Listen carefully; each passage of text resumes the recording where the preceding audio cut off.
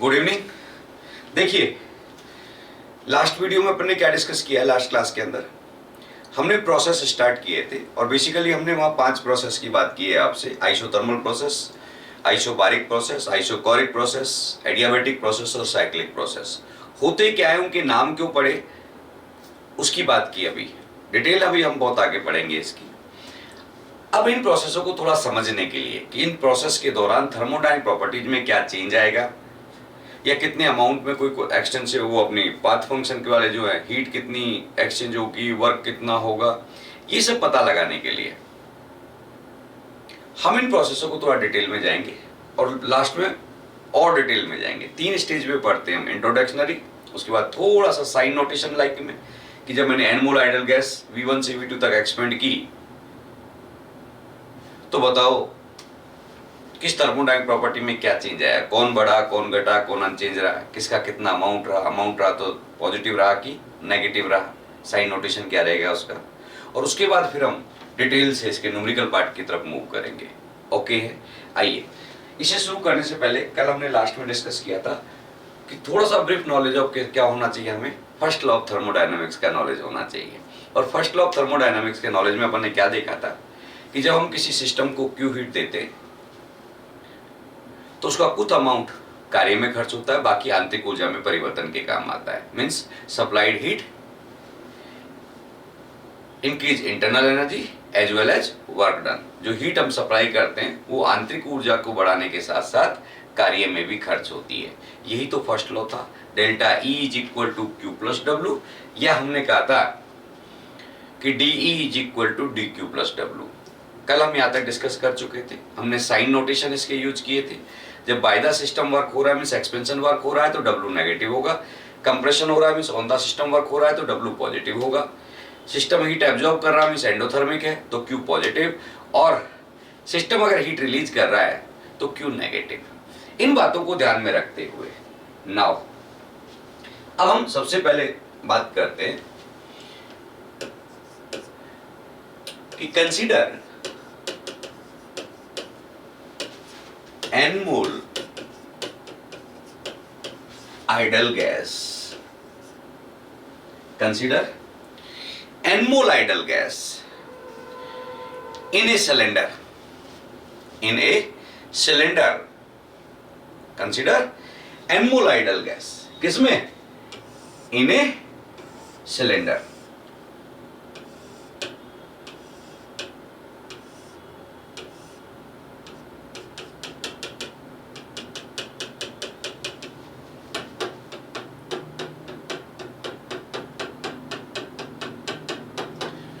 मैंने N मोल idol gas ली एक cylinder के अंदर। मीन्स अब मेरा जो थर्मोडायनामिक्स चल रहा है एक्चुअली में क्लोज सिस्टम का चलेगा पूरे टाइम। अपन जो थर्मोडायनामिक्स पढ़ते हैं आरपीसी लेवल पे और जो हम पढ़ रहे हैं वो सारी क्लोज सिस्टम की है। किसकी है? क्लोज सिस्टम की है। क्लियर रहेगी बात? अब हम क्या कर रहे हैं जरा ध्यान दें। ये जो N मोल आइडल गैस है, ये जो N मोल आइडल गैस है जो सिलेंडर में भरी है, अब हम अलग अलग प्रोसेस इस पर अप्लाई करेंगे। आइसोथर्मल प्रोसेस लगाएंगे, आइसोबारिक प्रोसेस लगाएंगे, आइसोकोरिक प्रोसेस लगाएंगे, एडियाबैटिक प्रोसेस करेंगे, साइक्लिक प्रोसेस करेंगे और देखेंगे थर्मोडायनामिक प्रॉपर्टीज में क्या चेंज आते हैं। जो अपनी डेफिनेशन है थर्मोडायनामिक्स की, प्रोसेस के दौरान क्या हीट एक्सचेंज होती है और ये जो हीट एक्सचेंज हुई इसने थर्मोडायनामिक्स में अपनी भाषा में क्या गुल खिलाए वो देखने वाले हैं। चलिए, सबसे पहला प्रोसेस कौन सा है अपना? हाँ जी, नंबर 1 आइसोथर्मल प्रोसेस। कौन सा प्रोसेस है जी? Isothermal process. ये आइसोथर्मल प्रोसेस क्या कहता है जरा उसे समझिए। During process there is no change in temperature, या कहूं प्रोसेस के दौरान सिस्टम का टेम्परेचर कांस्टेंट रहेगा। यहाँ सिस्टम कौन है? Ideal gas. तो हम ये कह रहे हैं आइसोथर्मल प्रोसेस में ड्यूरिंग एक्सपेंशन और कंप्रेशन गैस का टेम्परेचर कांस्टेंट रहता है, मींस नहीं बदलता। ओके है, क्लियर रहेगा? आप क्या बोलते हैं? T is equals to constant और delta T is equals to 0। एक ही बात है, परंतु एक मजेदार चीज है आपके यहां पर, ध्यान दें। आइडल गैस क्या होती है हमारी, PV is equals to NRT. अब जरा गौर से देखिए, अगर टी मेरा कांस्टेंट है, टी मेरा कांस्टेंट है, एन मेरा कांस्टेंट है, आर मेरा कांस्टेंट है, तो हम सीधे सीधे क्या कह सकते हैं आइसोथर्मल में, P inversely proportional to V होगा। पी इनवर्सली प्रोपोर्शनल क्या होगा, वी। मींस अगर मैं प्रेशर और वॉल्यूम के बीच में प्लॉट खींचूं तो प्लॉट इस नेचर का आएगा। एक को बढ़ाओगे तो दूसरा घटेगा। अब यहां एक और इंपॉर्टेंट थिंग है जो हमारे दिमाग में आनी चाहिए, ध्यान से इसे हमेशा दिमाग में रखेंगे कि जब मैं इंटरनल एनर्जी की बात करता हूं, किसकी, ई की, internal energy,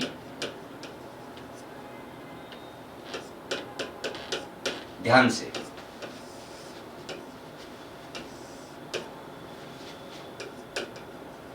for real gas,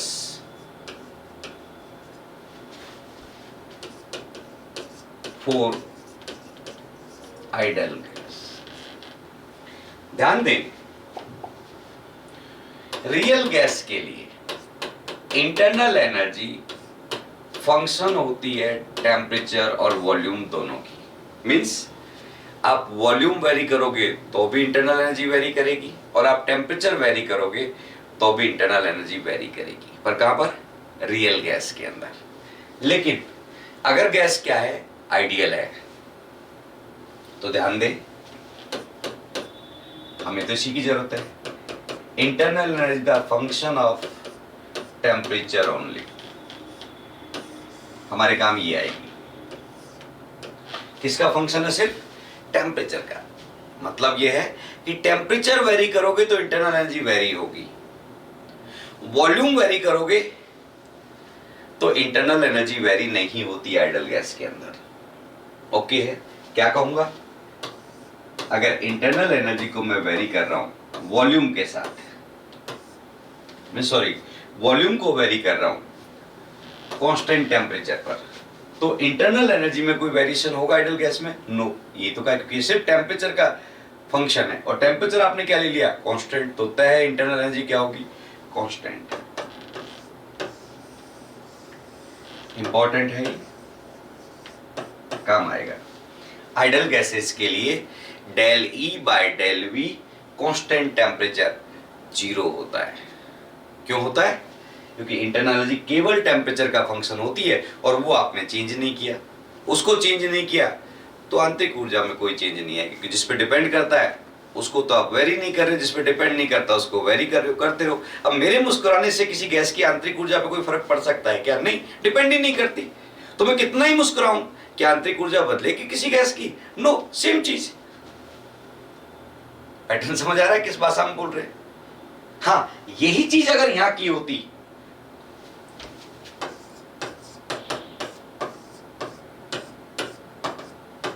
तो मैं कहता नॉट इक्वल टू 0। बोलो नॉट इक्वल टू 0 तो क्या होगा, पहले मुझे रियल गैस का नाम तो बताओ, किसको बोल रहे हो। अगर तुम कहोगे ये वंडरवाल गैस है तो मैं बोल सकता हूं कि इसका मान an² होगा, पर इतना अंदर जाने की आपको जरूरत नहीं है, इसलिए चुप। पर इसके लिए चुप नहीं होना है, ये याद रखना है, ये पूछा जाता है तुमसे, विश्वास नहीं होता तो मैं नाम बोल देता हूं। इसी को आप जूल्स लॉ कहते हो, जूल थॉमसन नहीं, जूल्स लॉ। जूल्स लॉ क्या कहता है कि इंटरनल एनर्जी का वेरिएशन कांस्टेंट टेम्परेचर पर आइडल गैसेस के लिए 0 होता है। This is called joules law. ध्यान रहेगा, इसके आगे कहीं ब्रैकेट में लिख लो, कौन है ये, जूल्स लॉ है, याद रहेगा दिमाग के अंदर। अब हम इसको यहां क्यों पढ़ रहे हैं, यहां इसलिए पढ़ रहे हैं कि आइसोथर्मल प्रोसेस में टेम्परेचर कांस्टेंट रहता है, और अगर टेम्परेचर कांस्टेंट है तो गारंटी देते हैं कि इस गैस की आंतरिक ऊर्जा भी नहीं बदलेगी, क्योंकि इंटरनल एनर्जी केवल टेम्परेचर का फंक्शन है। टेम्परेचर बदला, इट मींस ये तभी संभव है जब इंटरनल एनर्जी बदली है। और इसका उल्टा बोल लो, अगर इंटरनल एनर्जी बढ़ेगी तो कंफर्म है उस गैस का टेम्परेचर बढ़ेगा, अगर इंटरनल एनर्जी गिर रही है तो कंफर्म है उस गैस का टेम्परेचर गिरेगा। अगर इंटरनल एनर्जी कांस्टेंट है तो कंफर्म है उस गैस का टेम्परेचर कांस्टेंट है। प्रोसेस का नाम क्या है? आइसोथर्मल। किस चीज की गारंटी है? T constant. तो ऑब्वियस गारंटी क्या मिल गई? ईबी कांस्टेंट होगा इसमें। ओके है? लेआउट क्लियर किस तरह से सोचना है? चलिए आगे बढ़ते हैं। सेम हालात किसके लिए बोलते हैं हम? एंथैल्पी के लिए।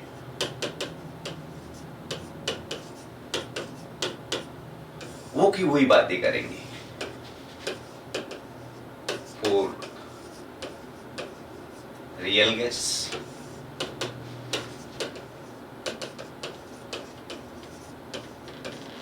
For idol gas. Idol gas के लिए एंथैल्पी भी केवल टेम्परेचर का फंक्शन होती है, और रियल गैस के लिए एंथैल्पी, हाँ जी, फंक्शन होती है टेम्परेचर और प्रेशर की। कहानी क्लियर? आंतरिक ऊर्जा की तरह एंथैल्पी भी केवल टेम्परेचर का फंक्शन होती है। किसमें? आइडल गैसेज में। इट मींस एंथैल्पी को अगर मैं प्रेशर के साथ वेरी करूंगा कांस्टेंट टेम्परेचर पे, तो ये भी जीरो आएगी। Del H by del P constant temperature is equals to zero. किसके लिए? आइडल गैसेज के लिए। लेकिन अगर इसके लिए बात करूंगा तो नॉट जीरो आएगी। क्योंकि इसकी हम बात करेंगे नहीं, इसलिए इसको हिस्टोरिकल पर्पज के लिए सिर्फ पटक के रखते हैं, हमारे लिए कोई काम नहीं आता। इसलिए मैं इसको बेचारे को डब्बा में नहीं बना रहा। कई मतलब जब पढ़ना ही ना है तो ध्यान किस पे रखना है? इसमें। तो आइडल गैस के लिए दो रिलेशन कभी भी पूछ लेता है। आप ये नहीं कह सकते कि साहब ये कहाँ है, ये कैसे आएगा, ये तो लिखा हुआ ही नहीं है। 100% लिखा हुआ है। अगर मैं कह रहा हूँ इंपॉर्टेंट है तो फिर मान लो कि ये लिखा हुआ है, नहीं तो जब तक सिलेबस आएगा लिख जाएगा। मस्त रहो तुम।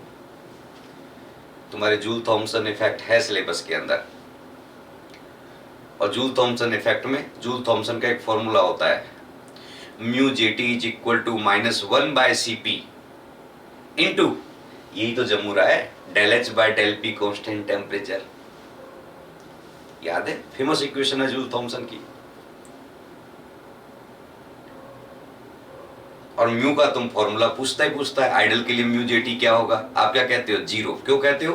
क्योंकि म्यू जेटी होता है -1 by CP del H by del P constant temperature, और आइडल गैस के लिए इसका मान जीरो है।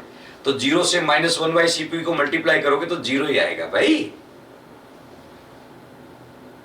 सिखाऊंगा जब जूल थॉमसन पढ़ेंगे अपन, तब तक आप इंतजार कर सकते हैं। क्लियर है? Layout clear? जब जो लॉ आएगा उसे वहीं लिखेंगे। अभी मेरा टॉपिक चल रहा है प्रोसेस, और प्रोसेस समझाने से पहले हम सिर्फ ये समझ रहे हैं कि इंटरनल एनर्जी और एंथैल्पी आइडल गैस की केवल टेम्परेचर का फंक्शन होती है। मींस अगर प्रोसेस आइसोथर्मल है, मींस टी अगर कांस्टेंट है तो ये भी कांस्टेंट रहेंगे। मींस टी में चेंज जीरो, तो 100% इंटरनल एनर्जी में भी चेंज जीरो और एंथैल्पी में भी चेंज जीरो। नहीं समझे? मैं समझाता हूं। तुम्हारे उस न्यूमेरिकल की तैयारी करवा रहा हूं जब वो आपसे एग्जाम में पूछेगा 5 मोल आइडल गैस का मैंने रिवर्सिबल आइसोथर्मल एक्सपेंशन कराया 2 लीटर से 10 लीटर तक 300 केल्विन पर, तो बताओ डेल्टा ई का मान क्या होगा? आंतरिक ऊर्जा में परिवर्तन क्या होगा? आइसोथर्मल प्रोसेस बोल दिया, जीरो। क्योंकि टेम्परेचर कांस्टेंट, इसका मतलब तय है कि इंटरनल एनर्जी क्या है? कांस्टेंट। तो बोलो इस डाटा का क्या करें? घर ले जाना पेपर के बाद 3 घंटे बाद, इसको हिप्नोटाइज करने के लिए किया। प्रोसेस आइसोथर्मल है, एन मोल आइडल गैस है, ब्लाइंडली क्या बोलोगे? Delta E zero, delta H zero, क्योंकि सिर्फ किस पे डिपेंड करती है? टेम्परेचर पे। ओके है? चलिए अब आ जाएं हम अपने काम पर। हमारा प्रोसेस कौन सा चल रहा है? आइसोथर्मल। तो क्या कहेंगे?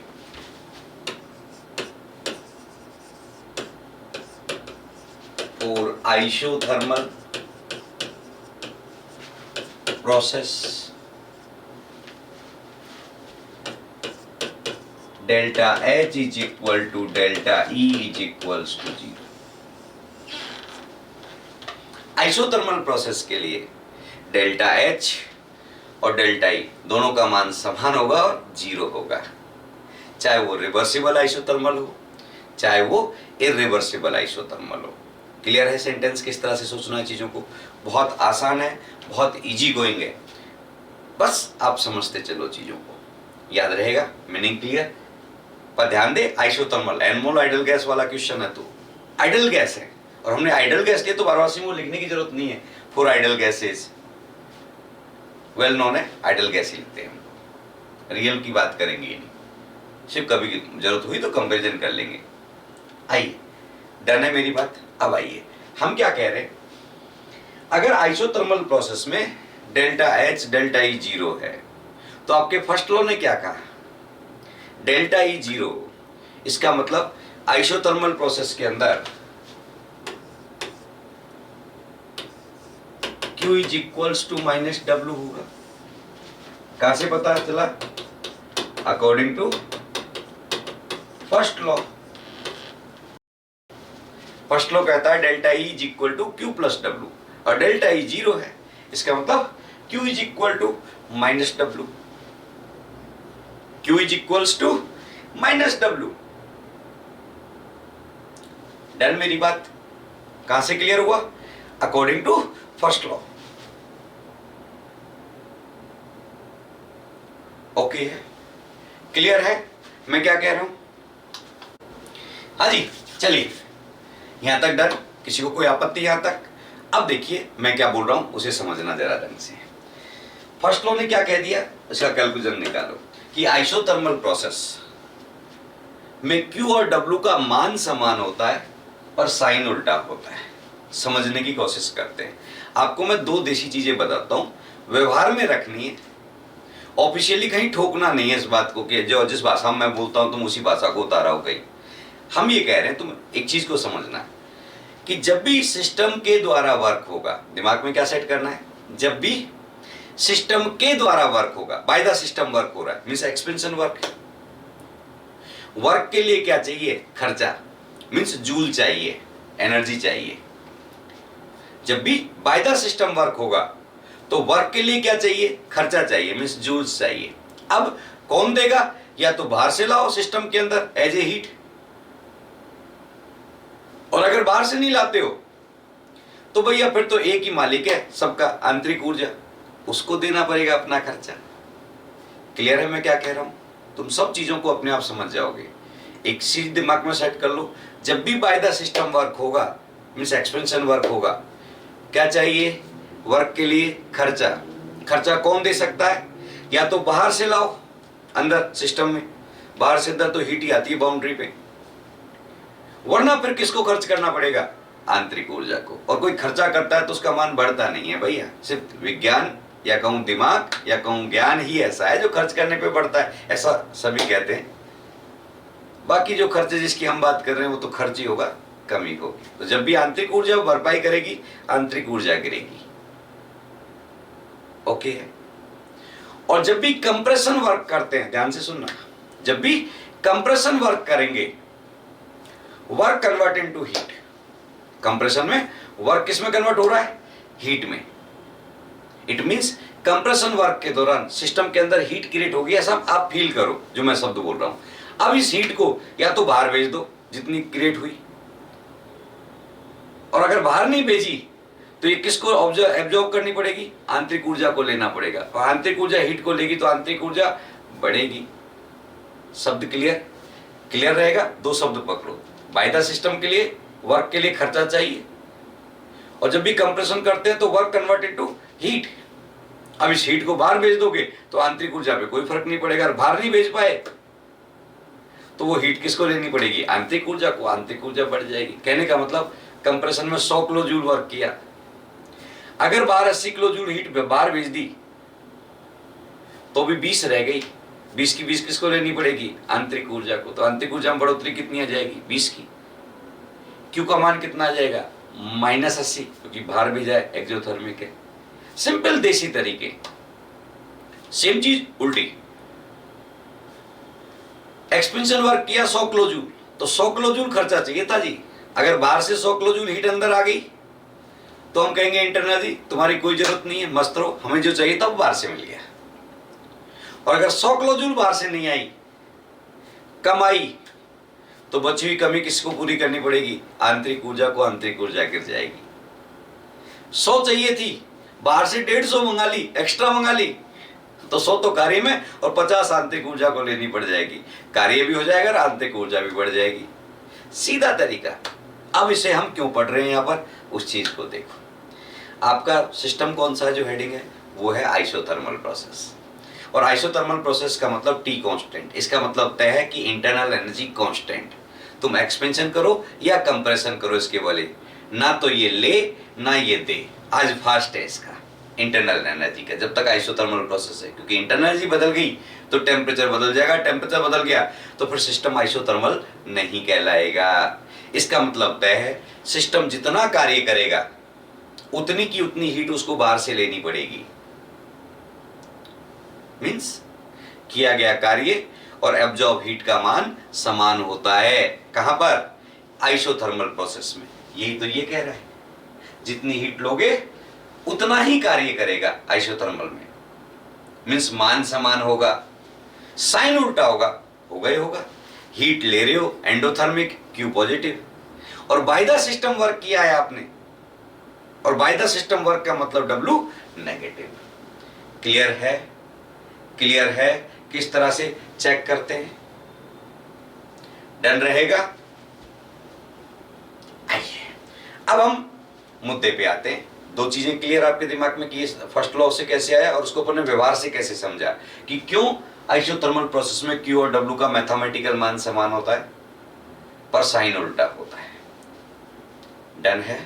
कोई दिक्कत? इट मींस जब भी आइसोथर्मल के न्यूमेरिकल आएंगे प्रोसेस के, डेल्टा ई या डेल्टा एच पूछे तो जीरो, किसी भी डाटा की जरूरत नहीं है। और क्यू और डब्ल्यू में से दोनों चीज पूछ रहा है तो एक चीज आपने निकाली तो दूसरे को दोबारा मेहनत करने की जरूरत नहीं है, सेम वैल्यू होगी, बस साइन उल्टा होगा। डन है? आइए अब देखो, हम ये कह रहे हैं, जरा ध्यान से समझना कि आइसोथर्मल प्रोसेस तो दो तरह के हो सकते हैं भाई। आइसोथर्मल प्रोसेस कितने हो सकते हैं? दो तरह के हो सकते हैं। कौन कौन से? एक्सपेंशन हो सकता है,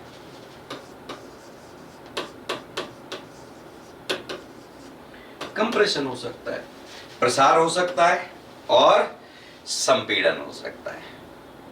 अब हम ये कह रहे हैं कि अगर एक्सपेंशन हुआ तो आपको ये पता करना है कि एक्सपेंशन के दौरान कौन सी चीज बढ़ेगी, कौन सी घटेगी। साइन नोटेशन शुरू करें। आइसोथर्मल एक्सपेंशन की बात कर रहा हूं मैं, कंप्रेशन की बात फिर आप करोगे तो ध्यान से समझना। इसके जो भी साइन आएंगे उसका उल्टा कंप्रेशन का साइन होता है। तो एक्सपेंशन को प्रॉपर समझ लो, कंप्रेशन अपने आप समझ आ जाएगा। साइन उल्टा कर दो वैल्यूज का, कंप्रेशन के साइन हो जाएंगे। फॉर्मूले का साइन कभी मत बदलना। मैंने फॉर्मूले के साइन बदलने की बात नहीं कर रहा, वैल्यू। जैसे यहाँ डब्ल्यू अगर नेगेटिव आ रहा है तो वहां डब्ल्यू पॉजिटिव आएगा। मैं ये बोल रहा हूं कि जो वैल्यू आएगी वो पॉजिटिव आएगी, नेगेटिव आएगी कि जीरो आएगी, वो चीज कर रहे हैं। तो इसमें जो आएगी उसका बिल्कुल उल्टा ही आएगा। डन? आइए जैसे मैं समझाता हूं। एक्सपेंशन में हम क्या कह रहे हैं? वी डेल्टा वी पॉजिटिव लिखूंगा भाई। और क्यों? एक्सपेंशन प्रसार बोल रहे हो, आयतन तो बढ़ेगा ही, तो डेल्टा वी कैसा आएगा? Positive. Delta T zero, isothermal है, टेम्परेचर में चेंज जीरो होता है। अब आप सोचो आइडल गैस क्या कहती है? अगर टी कांस्टेंट है तो P inversely proportional to V होगा। मींस आयतन बढ़ाओगे तो प्रेशर घटेगा। इसका मतलब इस एक्सपेंशन में डेल्टा पी कैसा आएगा? नेगेटिव। ध्यान से समझना है, साइन नोटेशन पूछता है अपन से। फील करो कि मैं इसके नीचे लिख रहा हूं। चलो नीचे लिख ही देता हूं ना।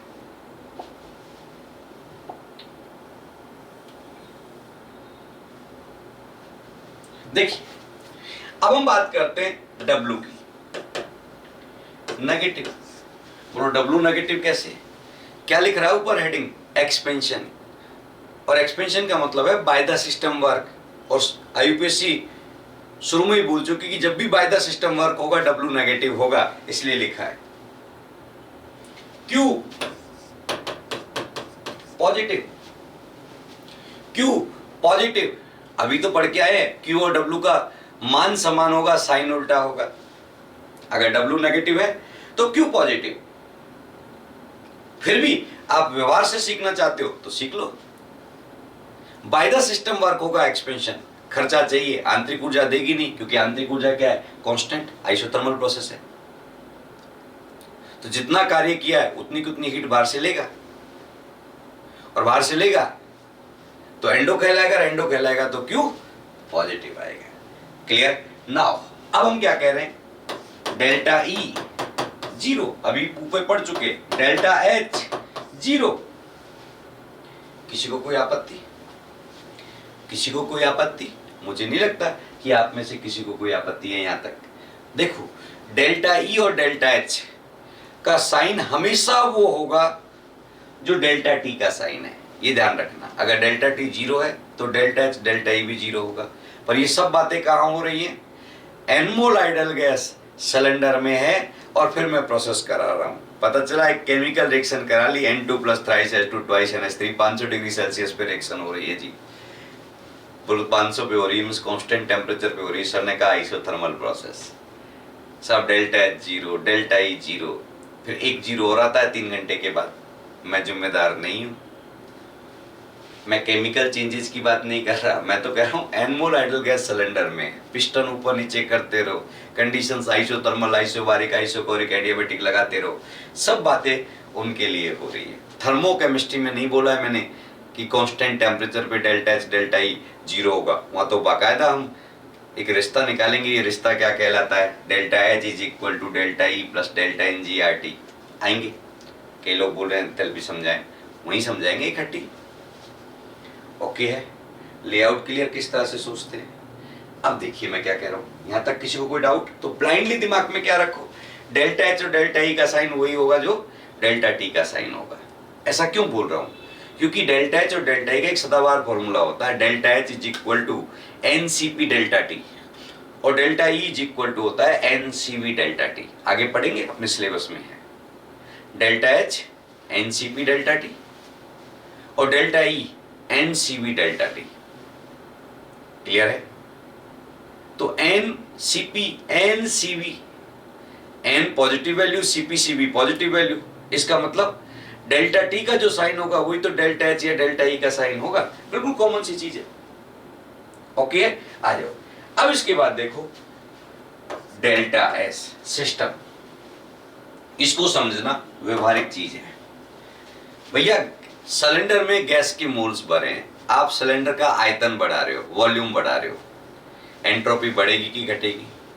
अक्सर मन से आवाज आती है, सबको पता भी, सब वॉल्यूम बढ़ाएंगे तो गैस की एंट्रोपी बढ़ेगी क्योंकि डिसऑर्डर बढ़ता है। बहुत कॉमन सी चीज है, लेकिन ये बहुत एक्यूरेट भी नहीं है आपकी थॉट। समझ आ रहा है मैं क्या कह रहा हूं? सही है, काम चल जाएगा, 100 क्वेश्चन आएंगे तो 99 बार काम चल जाएगा, लेकिन अगर वो 100वां क्वेश्चन आ गया जो मैं कह रहा हूं, तब फेल हो जाओगे आप। मीन्स ठीक है, हम ये मानते हैं कि आयतन बढ़ेगा गैस का तो रेंडमनेस बढ़ेगी, डिसऑर्डर बढ़ेगी। डिसऑर्डर क्या है? अव्यवस्था। गैस के मॉलिक्यूल को ज्यादा जगह देंगे तो वो जिग जैग मोशन में ज्यादा इधर उधर भागेगा, इसलिए अव्यवस्था बढ़ाएगा, अरेंजमेंट को गड़बड़ करेगा, इसलिए एंट्रोपी बढ़ेगी वॉल्यूम बढ़ाया तो। लेकिन सोचो, अगर मैं वॉल्यूम बढ़ा रहा हूं और उसी अनुपात में गैस की आंतरिक ऊर्जा को घटा दूं, इंटरनल एनर्जी को, समझ रहे हो मैं क्या बोल रहा हूं? क्वेश्चन ध्यान से सुनना।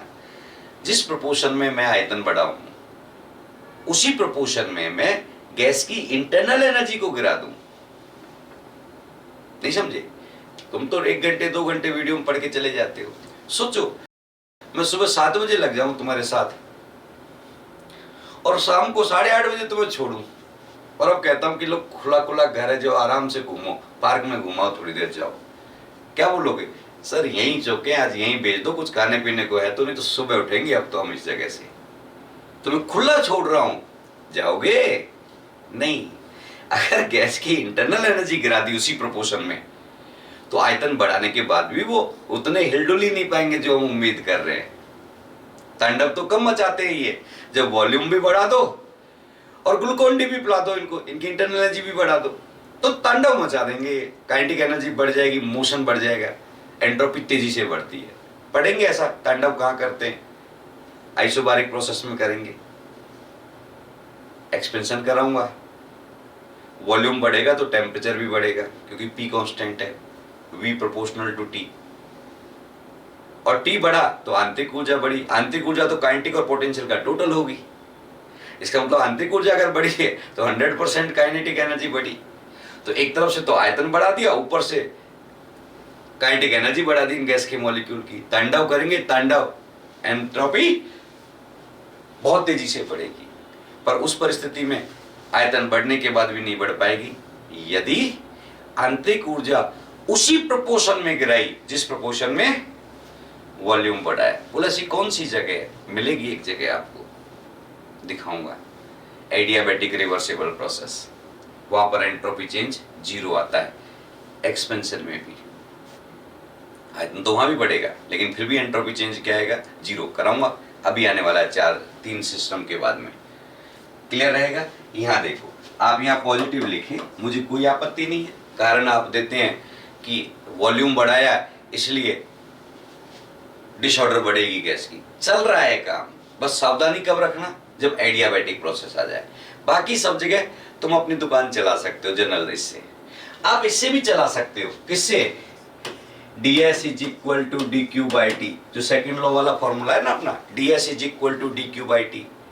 साइन तुम्हें चेक करना है डेल्टा एस सिस्टम का, तो इस फॉर्मूले से भी चेक कर सकते हैं। परंतु ये फॉर्मूला एडियाबैटिक प्रोसेस में लगाओगे तो मैं गारंटी नहीं दे रहा हूं, कुछ भी सिखा दूंगा, डोंट वरी। बट बाकी सब जगह आपको एंट्रोपी चेंज के साइन चेक करना है, बढ़ेगी घटेगी, तो आप यहां से देख सकते हो। और यहां से क्या देखना पड़ा है यार, टी तो पॉजिटिव होती है, टी कभी नेगेटिव हो ही नहीं सकता, क्योंकि टेम्परेचर मिनिमम कितना माना है अपन ने, 0 केल्विन। वो भी लेबोरेटरी में तो संभव नहीं है, तो नेगेटिव होने का तो सवाल ही नहीं उठता। तो जो साइन क्यू का होगा वही साइन किसका होगा, एंट्रोपी चेंज का। पर ये बात हमेशा लागू नहीं होती है, मेरी बात समझ आई। 99% लागू होगी, 100% नहीं। तो आप साइन जब मजबूरी हो तो इससे भी सोच सकते हो। तो देखो डीक्यू का साइन क्या है आपका, पॉजिटिव, एंट्रोपी चेंज का साइन भी पॉजिटिव। कर लेंगे, किसी को कोई आपत्ति, क्लियर। ध्यान दें, अब बचे 2 लोग, डेल्टा जी और डेल्टा ए। इनका नाक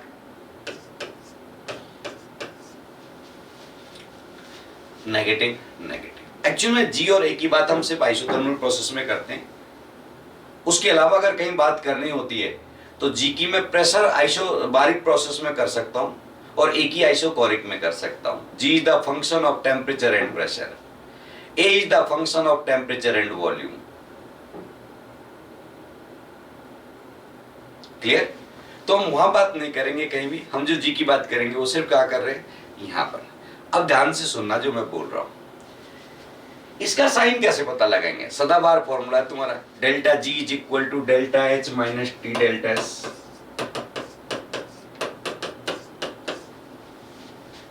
ध्यान से देखो, डेल्टा एच क्या है आइसोथर्मल में, 0। डेल्टा एस कैसा है तुम्हारा एक्सपेंशन में, पॉजिटिव। तो डेल्टा जी तो नेगेटिव ही होगा भाई। पैटर्न क्लियर, क्लियर क्या बोल रहा हूं मैं। इसी तरह से ए की बात करूं, हेमोल्ड्स फ्री एनर्जी को ए बोलते हैं और गिब्स फ्री एनर्जी को जी बोलते हैं। दोनों ही फ्री एनर्जी है किसी सिस्टम की। आगे डिफाइन भी करेंगे, डिराइव भी करेंगे, सिलेबस के अंदर है। जिसे एंथैल्पी को समझाएंगे ऐसे ही जी और ए को भी समझाएंगे, कौन होती है, कब होती है, कहां से आती है, सब वहीं आएगी। ए क्या है, एनर्जी है, फ्री एनर्जी। किस नाम से जानी जाती है, हेमोल्ड्स फ्री एनर्जी। क्या होता है formula, delta E minus T delta S. ये भी आइसोथर्मल पे, ये भी आइसोथर्मल पे फॉर्मूला लिखा है मैंने। डेल्टा ई क्या है तुम्हारा, 0, और डेल्टा एस क्या है तुम्हारा, पॉजिटिव। दो के पेयर बने हुए हैं भाई यहां पर। जो H के साथ हो रहा है वही E के साथ हो रहा है, जो G के साथ होगा वही A के साथ होगा। मस्त रहो बिल्कुल। क्लियर है? लेआउट क्लियर क्या कह रहा हूं?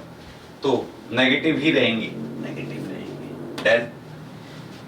अब आइसोथर्मल प्रोसेस के अलावा बाकी जितने प्रोसेस अपन पढ़ने जा रहे हैं उसमें सिर्फ इन लोगों की बात करेंगे, इनकी बात अब हम नहीं करेंगे। ओके, क्यों नहीं करेंगे, क्या कारण से? जब जी और ए को डिफाइन करेंगे, आगे पढ़ेंगे इसके बारे में, तब डिटेल से पढ़ते। मस्त रहो आप। डन है? किसके साइन हो गए? आइसोथर्मल, रिवर्सिबल, एक्सपेंशन के साइन हो गए भाई। ओके। कंप्रेशन के साइन क्या होंगे? इसके बिल्कुल उल्टे। अपने आप कर लोगे, देखिए डेल्टा वी कंप्रेशन है, नेगेटिव, ये पॉजिटिव था तो ये नेगेटिव। अब ये मत कहना डेल्टा टी जीरो था तो यहां उल्टा क्या लिखे, जीरो का तो जीरो ही होता है जी। क्लियर? डेल्टा पी वहां नेगेटिव था तो यहां पॉजिटिव होगा। डब्ल्यू कंप्रेशन है, पॉजिटिव होगा। क्यू बाहर निकलेगी इसलिए नेगेटिव होगा। Delta E delta H zero होंगे। डेल्टा एस नेगेटिव होगा, वॉल्यूम घट रहा है। जो क्यू का साइन होगा वही डेल्टा एस का साइन होगा। मैक्सिमम केस में यही देखते हैं। डेल्टा जी पॉजिटिव और डेल्टा ए भी पॉजिटिव। इसके साइन बिल्कुल रिवर्स कर दो, आपकी कहानी आ जाएगी।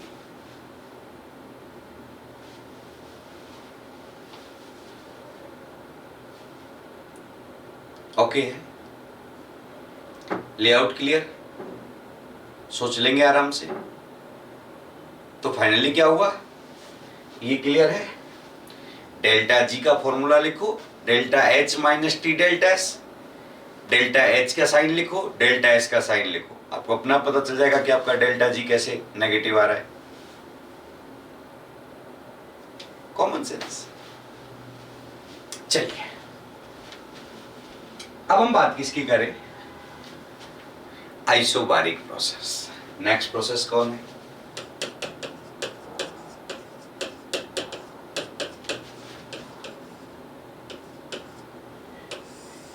साइन पूछते हैं आपसे आजकल, फेमस है आरपीएससी में। किसी भी एक्सपेंशन या कंप्रेशन बता देंगे, किसी प्रोसेस का बताओ, कौन ग्रेटर देन जीरो आएगा, कौन लेस देन जीरो आएगा, कौन जीरो आएगा। फेमस क्वेश्चन है, भूल मत जाना।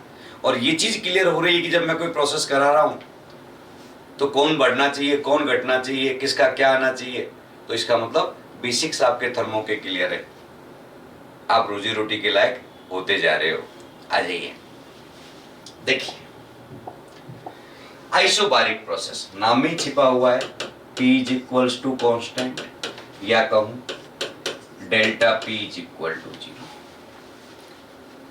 आइसोबारिक प्रोसेस है। कैसे पता चलेगा? पीवी डायग्राम जो है, पीवी डायग्राम में बिल्कुल कांस्टेंट लाइन आ रही होगी। समझ आना कौन सा प्रोसेस है?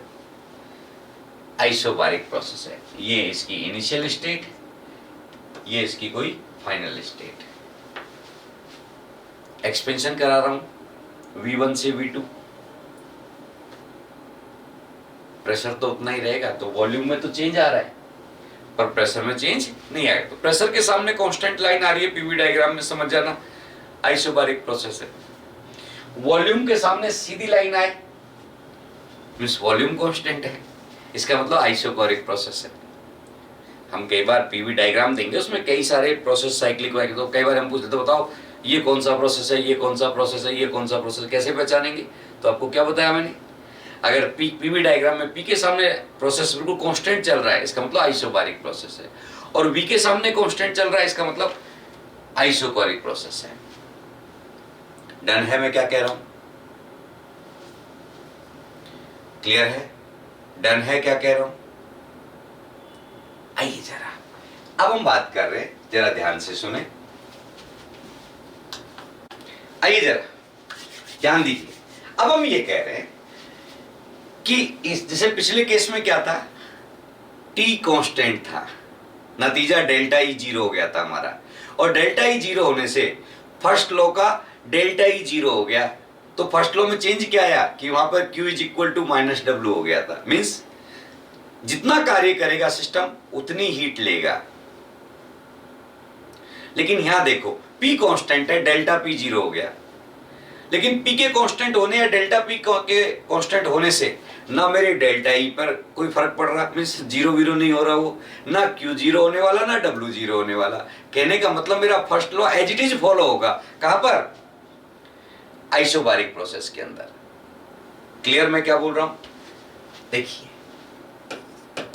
According to first law of thermodynamics, क्या कह दोगी?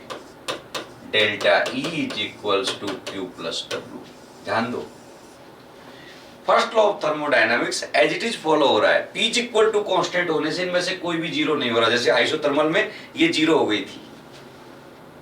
इसका मतलब क्या हुआ? कांस्टेंट प्रेशर पर आप किसी सिस्टम को Q हीट दोगे तो वो कार्य के साथ साथ आंतरिक ऊर्जा को भी बढ़ाएगा। लिखो, that is in isobaric process, हाँ जी,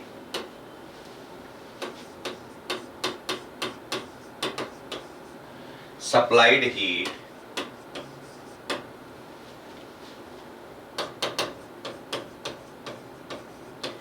increased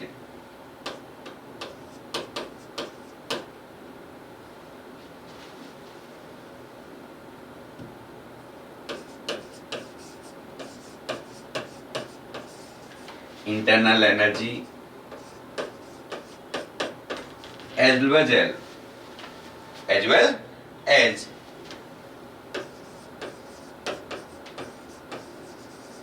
work done।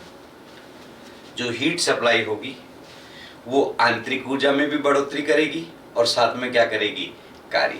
मीन्स जो भी हीट दोगे उसका कुछ हिस्सा कार्य में खर्च होगा, बाकी हिस्सा किसको जाएगा? आंतरिक ऊर्जा को। ओरिजिनली फर्स्ट लॉ इसी को तो बोलते हैं। क्लियर? पर कहां होगा ये? आइसोबारिक प्रोसेस में। तो फर्स्ट लॉ का क्या असर हुआ आइसोबारिक प्रोसेस में, उसकी बात की। कोई असर नहीं हुआ, जैसा कि आइसोथर्मल में हो गया था, जैसा कि आइसोकोरिक में होगा आगे चल के। आइसोकोरिक में क्या है? वॉल्यूम कांस्टेंट, वर्क जीरो हो जाएगा क्योंकि minus P delta V minus P DV, DV zero है तो पीडीवी जीरो हो गया, कार्य शून्य हो जाएगा। आइसोकोरिक में तो फर्स्ट लॉ से ये गायब हो जाएगा। एडियाबेटिक पढ़ूंगा तो वहां हीट एक्सचेंज नहीं होती, क्यू जीरो होता है, तो एडियाबेटिक में ये गायब हो जाता है, आइसोथर्मल में ये गायब हो जाता है। लेकिन आइसोबारिक में फर्स्ट लॉ में कोई चेंज नहीं आता, एज इट इज रहता है। क्लियर रहेगा? ध्यान रखना, मैंने कुछ बोला है, जितनी हीट दूंगा उसका कुछ हिस्सा आंतरिक ऊर्जा को जाता है, कुछ कार्य में खर्च होता है। डन? अब हम ये चाह रहे हैं कि आइसोबारिक प्रोसेस में हम एक्सपेंशन करें और हम क्या कर रहे हैं? कंप्रेशन। एक तरफ क्या कर रहा हूं मैं? एक्सपेंशन। दूसरी तरफ क्या कर रहा हूं मैं? कंप्रेशन। मेरा मुद्दा यह है कि जब हम एक्सपेंशन करें तो थर्मोडायनामिक प्रॉपर्टी में क्या चेंज आएगा? अब आप जी और ए को छोड़ दो, बाकी सारी प्रॉपर्टीज सोच के देखो दिमाग के अंदर कि जब एक एडिया वो आइसोबारिक एक्सपेंशन हो रहा है, कांस्टेंट प्रेशर पे क्या हो रहा है? एक्सपेंशन हो रहा है, तो कौन सी चीज बढ़ेगी, कौन सी घटेगी, कौन अनचेंज रहेगी? अमाउंट ऑफ हीट और अमाउंट ऑफ वर्क में रिश्ता होगा तो क्या होगा? साइन होगा तो क्या होगा? हीट ली जाएगी कि दी जाएगी? बाय द सिस्टम वर्क होगा कि ऑन द सिस्टम वर्क होगा? और बाकी चीजें बढ़ेंगी कि घटेंगी कि अनचेंज रहेंगी? जरा कॉमन सेंस लगाएं। देखिए, एक्सपेंशन बोला है, इसका मतलब चिल्ला चिल्ला के बोल रहा है कि आयतन पॉजिटिव, वॉल्यूम बढ़ेगा तो डेल्टा भी पॉजिटिव। डेल्टा पी जीरो नामी आइसोबारिक प्रोसेस है। कौन सा प्रोसेस है? आइसोबारिक। पी कांस्टेंट, इसका मतलब डेल्टा पी जीरो। बचा कौन? Delta T. क्यों? जब भी आपको पीवी और टी के साइन का पता करना हो, बढ़ेगा कि घटेगा, कॉमन सेंस इनका एक ही भगवान है, ideal gas, PV is equal to NRT. जब आइसोथर्मल में पढ़ा तो हमने टी कांस्टेंट रखा था, तो एनआरटी पूरा constant, P inversely proportional V आ गया था, तो वॉल्यूम बढ़ा था तो प्रेशर गिरा था, साइन उल्टे आए थे। यहां पर क्या है, पी कांस्टेंट है, तो PV is equal to NRT में अगर पी कांस्टेंट है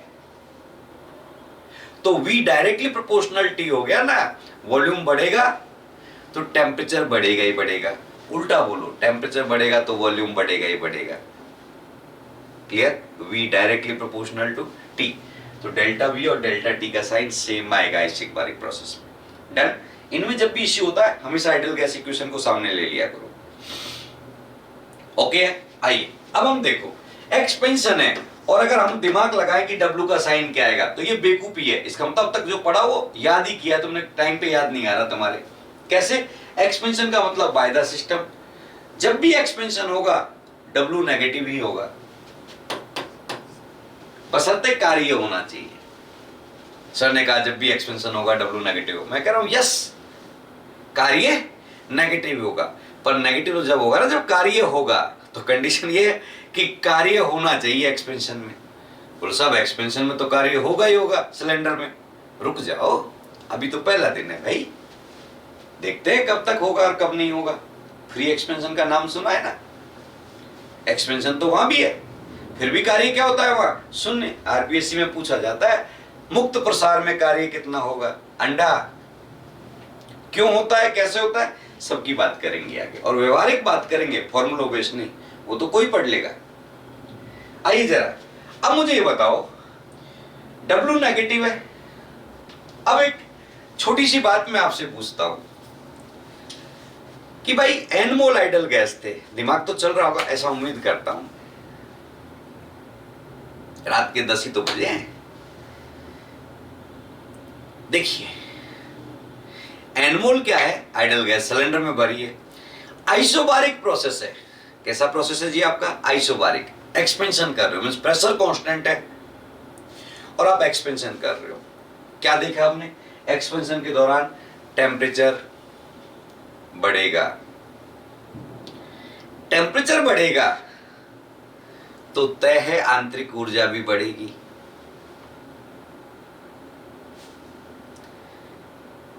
आंतरिक ऊर्जा टेम्परेचर का फंक्शन है, इंटरनल एनर्जी भी टेम्परेचर का फंक्शन है, और ना केवल फंक्शन है, डायरेक्टली प्रोपोर्शनलिटी के रिश्ते हैं इनके, आगे दिखाऊंगा मैं। तो T बढ़ा तो E बढ़ा, T बढ़ा तो H बढ़ा, तो ये तो तय है कि डेल्टा E और डेल्टा H दोनों पॉजिटिव आएंगे।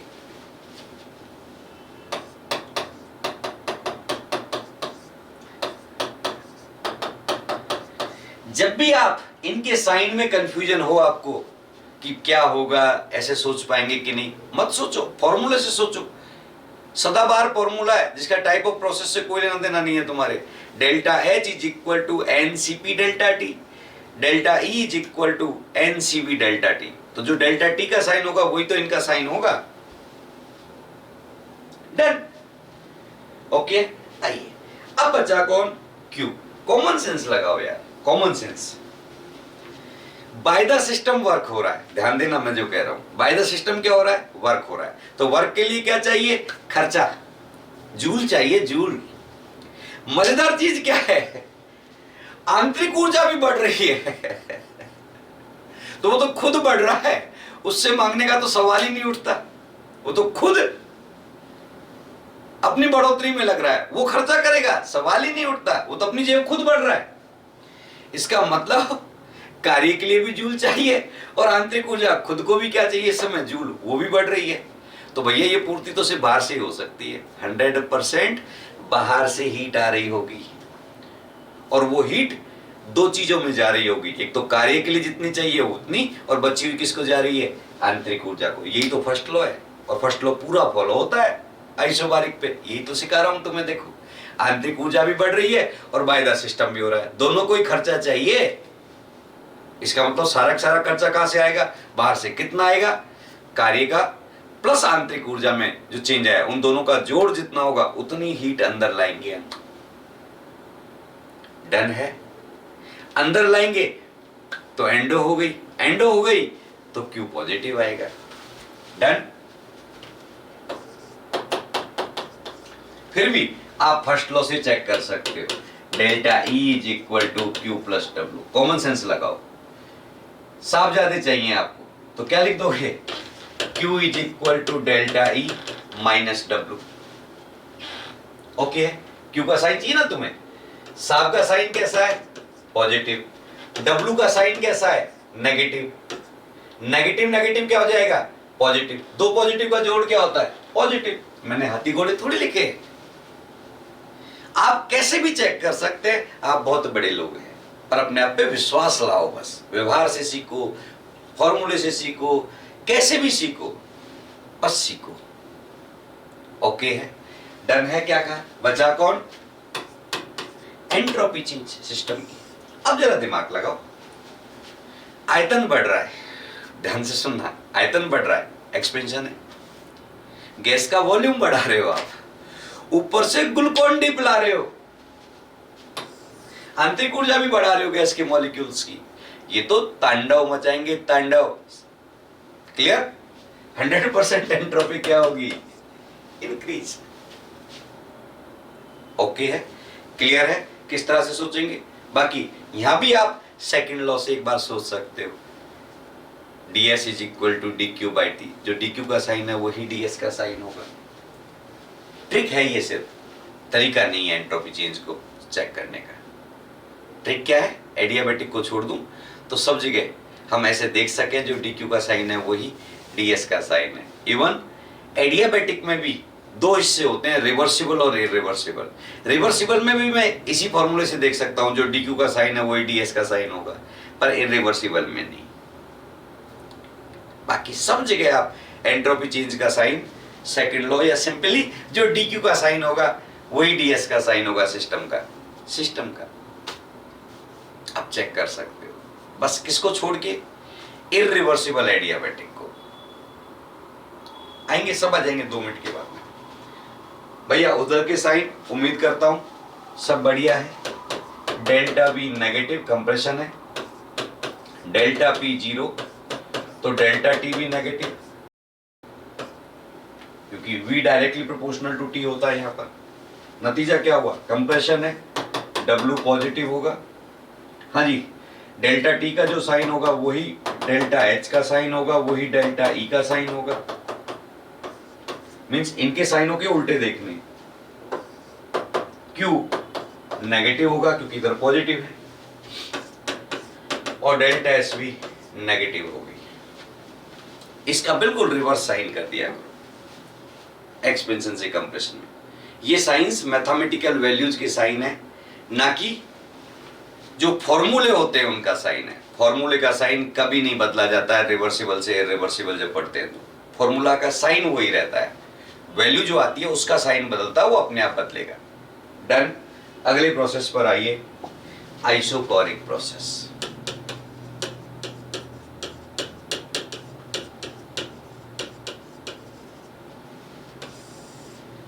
साफ साफ पता चल रहा है, v is equals to constant, या कहूं delta v is equals to 0। v is equals to constant, या क्या कहूं delta v is equals to 0। अब देखिए, हमें पता है dw क्या होता है, minus P DV, minus P external DV. बात करेंगे चीजों की, क्या है ये और क्यों लिखते हैं ये। 0 होगी, याद रहेगा। आइसोकोरिक प्रोसेस के अंदर वर्क डन 0 होता है। क्यों, वॉल्यूम चेंज क्या हो रहा है, 0। तो माइनस पी डीवी या minus P external DV, DV 0 है तो पीडीवी का मान 0 ही आएगा। ओके है, लेआउट क्लियर। आओ, so according to first law, जरा दिमाग लगाएं। फर्स्ट लॉ के अकॉर्डिंग अगर ये 0 है तो तय हो गया Q is equals to delta E. और से देखिए, delta E is equal to Q plus W है। W 0 है, तो delta E is equal to Q हो गया कि नहीं? आइए जरा, हम ये कह रहे हैं कि आइसोकोरिक प्रोसेस में कार्य शून्य होता है। पूछ लेते हैं इसको भी एग्जाम में। और कार्य शून्य हुआ, सिलेंडर है, आइसोकोरिक प्रोसेस हो रहा है, कार्य शून्य है, तो तय है जितनी हीट आप दोगे सिस्टम को वो पूरी की पूरी किस में जाएगी? आंतरिक ऊर्जा में तो जाएगी, क्योंकि कार्य तो हो ही नहीं रहा। तो जब कार्य नहीं हो रहा तो जो हीट आपने दी वो कार्य में तो खर्च होने से रही। जब कार्य में खर्च नहीं हुई तो पूरी पूरी कौन ले लेगा? लेनी पड़ेगी। किसको? आंतरिक ऊर्जा को। क्या कहोगे इन आइसोकोरिक प्रोसेस? हाँ जी, इन आइसोकोरिक प्रोसेस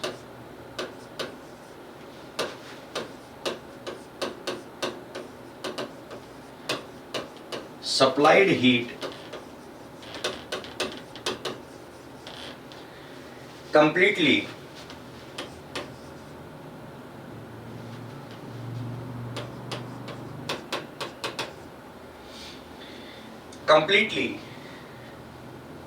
हाँ जी, converted into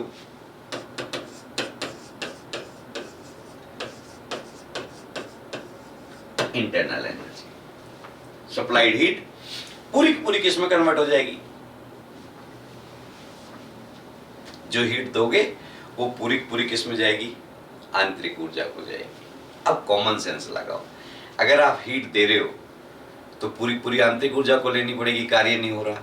आंतरिक ऊर्जा बढ़ेगी, आंतरिक ऊर्जा बढ़ेगी तो टेम्परेचर बढ़ेगा। और अगर सिस्टम से हीट बाहर निकाल रहे हो आप तो भैया कंप्रेशन वर्क तो यहां हो ही नहीं रहा, वॉल्यूम तो चेंज ही नहीं है, कार्य शून्य है। कार्य शून्य है, सिस्टम से बाहर हीट निकल रही है, तो भैया ये जूल आए कहां से? आंतरिक ऊर्जा से। आंतरिक ऊर्जा कन्वर्ट इनटू हीट हो रही है, आंतरिक ऊर्जा कन्वर्ट इनटू हीट। इसका मतलब आंतरिक ऊर्जा गिरेगी, तो आंतरिक ऊर्जा में जो कमी आएगी वो जो हीट सिस्टम से बाहर निकलेगी उसके बराबर होगी। कहने का मतलब आइसोकोरिक प्रोसेस में Q और W का ना केवल मान समान होता है बल्कि साइन भी समान होता है। कैसे? अभी हीट दी थी एंडो, तो Q पॉजिटिव, इंटरनल एनर्जी बढ़ेगी हीट दोगे तो डेल्टा E भी पॉजिटिव। अगर सिस्टम से हीट निकल रही है तो एक्सोथर्मिक, Q नेगेटिव। हीट निकली कहां से होगी? आंतरिक ऊर्जा में कमी आई होगी, वही तो कन्वर्ट इनटू हीट हो रहा है, डेल्टा E नेगेटिव। किसी को कोई तकलीफ? पैटर्न समझ आया किस तरह से सोचते हैं इनको? आइए अब एक चीज और मैं लगे हाथ यहाँ वर्बली समझा देता हूँ आपको। इसको रिकॉर्ड पे तो यहाँ नहीं लाऊंगा कि उसके लिए अलग से हेडिंग है आपके सिलेबस में। एक शब्द होता है हीट कैपेसिटी। कौन सा शब्द है आपकी दुनिया में? Heat capacity. सिंपल सी बात है कि हीट कैपेसिटी होती क्या है, कैसे काम करती है। मेन मुद्दा ये है, हीट कैपेसिटी टर्म को पहले डिफाइन करो अपने मन के अंदर आत्मचिंतन के रूप में। क्या कहोगे? किसी सब्सटेंस का 1 डिग्री ताप बढ़ाने के लिए आवश्यक ऊष्मा की मात्रा। इंग्लिश वाले ध्यान दें, amount of heat required to raise 1 degree temperature of the substance is called their heat capacity. किसी पदार्थ की 1 डिग्री ताप बढ़ाने के लिए आवश्यक ऊष्मा की मात्रा को उसकी ऊष्मा धारिता कहते हैं। यही है अपना शब्द, यही है अपना खेला। अब मुद्दा यह है कि आंतरिक ऊर्जा बढ़ेगी तभी तो ताप बढ़ेगा सब्सटेंस का। सपोज करो गैस के मॉलिक्यूल है। किसके मॉलिक्यूल है? गैस के मॉलिक्यूल है, आइडल गैस है। हमारे तो सिलेंडर में आइडल गैस ही भरी है। गैस का ताप 1 डिग्री बढ़ाना है, वो तो तभी बढ़ेगा जब गैस की आंतरिक ऊर्जा बढ़ेगी, क्योंकि दोनों एक दूसरे के फंक्शन है। बता चुका हूं, बहुत देर से बोल रहा हूं इस शब्द को। अब जरा सोचना, आप एक फेमस सेंटेंस बोलते हो आइडल गैसेज के लिए, Cp माइनस Cv is equal to R। Heat capacity at constant pressure Cp, heat capacity at constant volume Cv, और Cp माइनस Cv R होता है। सब जानते हैं, पर ध्यान दें ये केवल आइडल गैस का फॉर्मूला है, Cp माइनस Cv is equal to R। Real gas के लिए नहीं है ये कि Cp माइनस Cv is equal to R होता है, गलत हो जाएगा। और लिक्विड और सॉलिड्स तो भूल जाओ कि Cp माइनस Cv R होता है। लिक्विड और सॉलिड का तो Cp Cv ऑलमोस्ट सेम होता है। सीपी और सीवी में बहुत अंतर नहीं होता। क्यों, क्या, किंतु अभी बात करने की जरूरत नहीं है, तुम्हारे काम की भी नहीं है। तुम्हारे काम को सिर्फ इतना है कि आइडल गैस में Cp minus CV is equal to R होता है पर मोल, और एन मोल है तो Cp minus CV is equal to N R. For more detail heading का वेट करें, जब सिलेबस में आएगी उस समय पढ़ेंगे। यहाँ क्यों पढ़ रहे हैं वो बता रहा हूँ। तुम 12वीं क्लास में एक चीज और बोला करते थे इसके साथ कि Cp always greater than Cv। Ideal gases के लिए Cp का मान हमेशा Cv से ज्यादा होता है। कांस्टेंट प्रेशर पर हीट सप्लाइड हमेशा ज्यादा होगी बजाय किसके, कांस्टेंट वॉल्यूम के, हीट कैपेसिटी। जब तुमसे कहते हैं क्यों, तो तुम क्या करते हो, Cp minus CV is equal to R, तो Cv को उधर ले गए, प्लस का हो गया, तो Cp is equal to Cv plus R. R एक धनात्मक मान है, मैं Cv में आर जोड़ूंगा तब जाके वो Cp के बराबर होगा, इसलिए Cp बड़ा है Cv से। ये कारण थोड़ी है, ये तो मैथमेटिकल रिलेशनशिप है जो आप दिखा रहे हो उसको कि कैसे बढ़ोगे हो। बात ओके है? क्या है कहानी समझो। सपोज करो अगर किसी गैस की आंतरिक ऊर्जा 10 डिग्री बढ़े, सॉरी 10 जूल बढ़े, तो उसका ताप 1 डिग्री बढ़ता है। ऐसा मान लेते हैं अपने दिमाग के अंदर, किसी गैस का आंतरिक ऊर्जा जब 10 जूल बढ़ती है तो उसका ताप 1 डिग्री बढ़ता है। ओके, और 1 डिग्री ताप बढ़ना ही तो हीट कैपेसिटी है। अब जरा सुनो ध्यान से, कांस्टेंट वॉल्यूम पर आप हीट सप्लाई करोगे तो वो पूरी पूरी किसको जाएगी, आंतरिक ऊर्जा को। इसका मतलब कांस्टेंट वॉल्यूम पर आपको गैस का ताप 1 डिग्री बढ़ाना है तो आपको कितनी हीट देनी पड़ेगी भाई, 10 जूल, क्योंकि 10 जूल देते ही 10 जूल बढ़ेगी, 10 जूल बढ़ते ही 1 डिग्री ताप बढ़ जाएगा। सप्लाइड हीट कितनी है, 10 जूल, इसकी हीट कैपेसिटी क्या कहलाई, 10 जूल, क्योंकि 10 जूल से 1 डिग्री ताप बढ़ गया। लेकिन सोचो प्रोसेस मेरा क्या होता, आइसोबारिक। आइसोबारिक में तो ये लागू होता है, और ये क्या कह रहा है, जरा गौर से देखो, supplied heat increase internal energy as well as work done. जो हीट आप दोगे उसका कुछ हिस्सा कार्य में खर्च होगा और बाकी का हिस्सा आंतरिक ऊर्जा को जाएगा। अब सोच के देखो, कांस्टेंट प्रेशर पे उसी गैस का मुझे 1 डिग्री टेम्परेचर बढ़ाना है। अगर मैंने 10 जूल हीट दी तो 10 की 10 आंतरिक ऊर्जा को नहीं मिलेगी, वो 10 का कुछ हिस्सा तो किसको मिलेगा, कार्य में खर्च होगा। इसका मतलब मुझे आंतरिक ऊर्जा अगर 10 बढ़ानी है कांस्टेंट प्रेशर पे, तो मुझे सप्लाइड हीट 10 से ज्यादा लेनी होगी, ताकि खर्चा काट के मींस कार्य में जो खर्च होनी है उसके अलावा भी इतनी बच जाए कि आंतरिक ऊर्जा को 10 जूल मिल जाए। सप्लाइड हीट 100% क्या लेनी पड़ेगी, मोर देन 10 जूल, 1 डिग्री ताप बढ़ाने के लिए कांस्टेंट प्रेशर पे, जबकि कांस्टेंट वॉल्यूम पर 10 जूल ही लेनी है। क्लियर है, कांस्टेंट प्रेशर पर 1 डिग्री बढ़ाने के लिए हीट ज्यादा देनी पड़ेगी बनिस्बत किसके, कांस्टेंट वॉल्यूम के।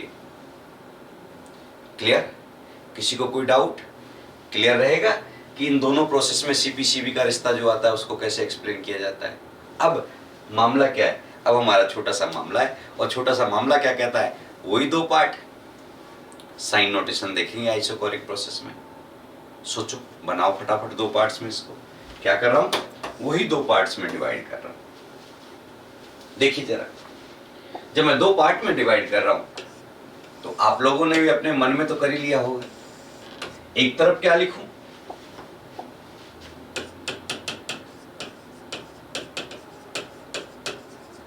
एंडोथर्मिक प्रोसेस, और दूसरी तरफ क्या लिखूं, एक्सोथर्मिक प्रोसेस। समझ आया, चिड़िया उड़ कबूतर उड़। 2 पार्ट का मतलब एक्सपेंशन और कंप्रेशन थोड़ी होता है हमेशा। आइसोकोरिक प्रोसेस है, आयतन नहीं बदलता है। जब आयतन बदला ही नहीं तो कहां से एक्सपेंशन और कहां से कंप्रेशन होगा भाई। क्लियर दिमाग में किस तरह से सोचना है,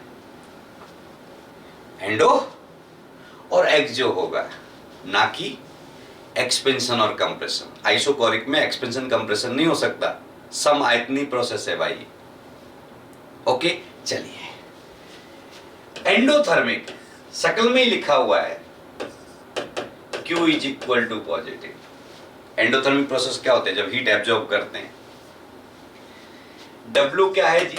जीरो। आइसोकोरिक प्रोसेस है, W जीरो होगा।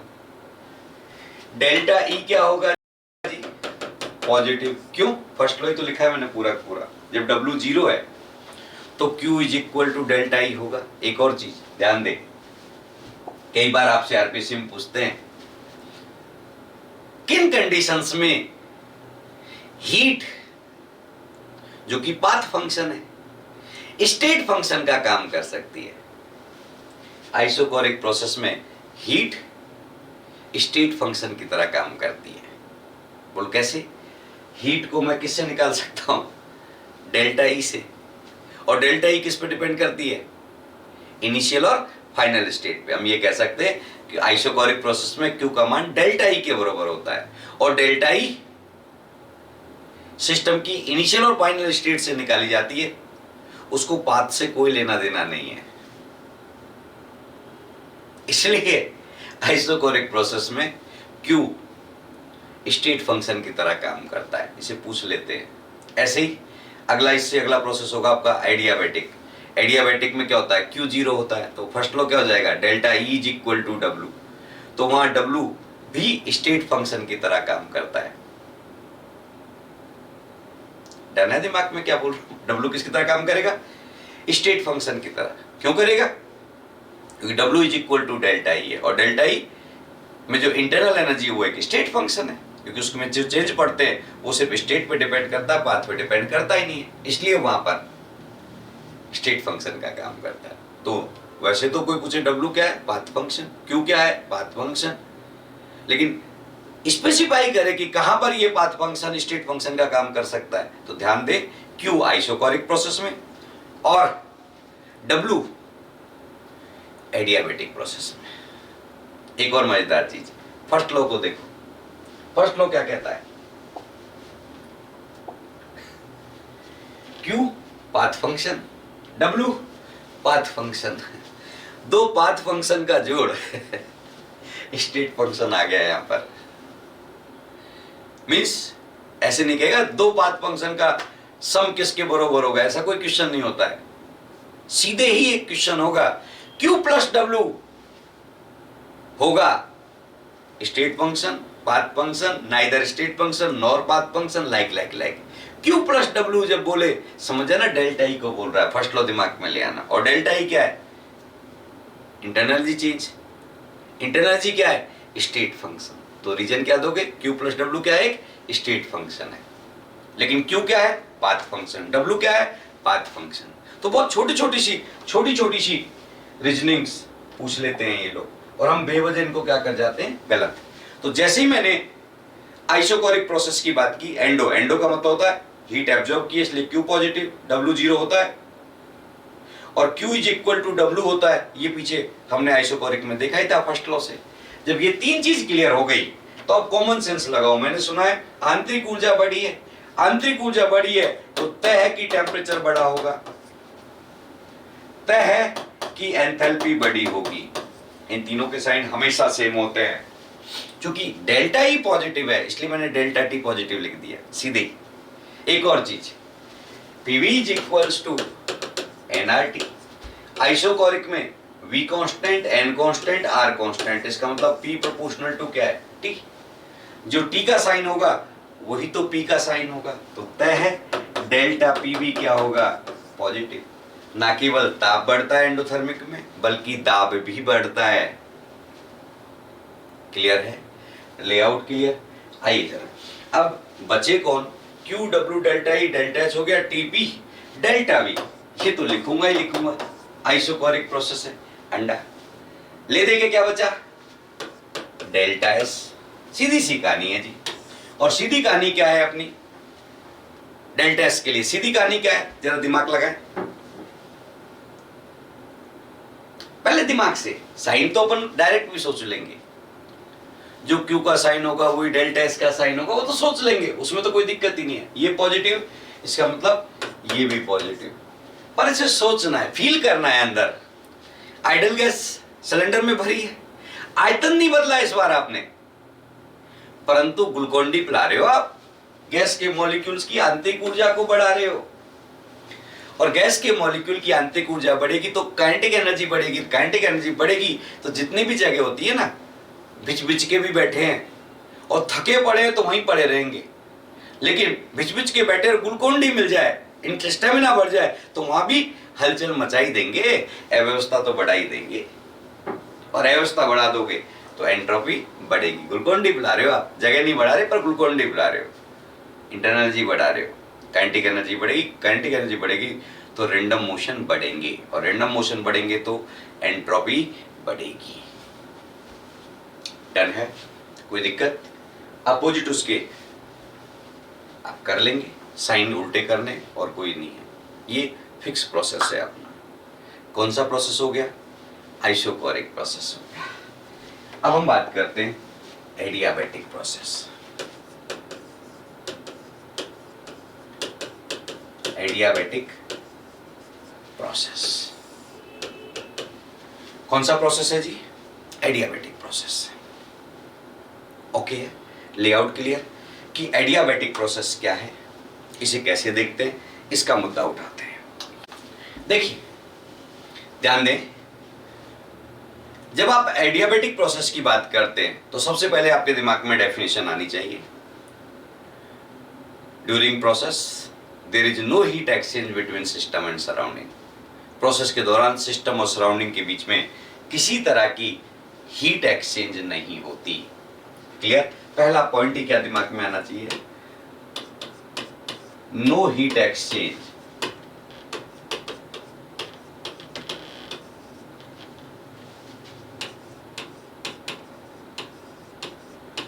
between system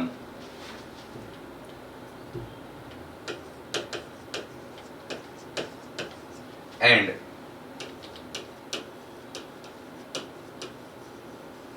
surrounding,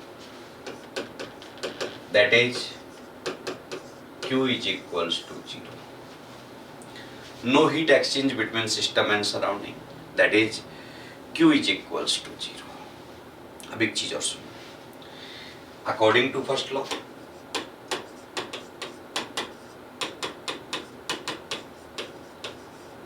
according to first law अगर Q 0 है तो आप क्या कह सकते हैं? Delta E is equals to W।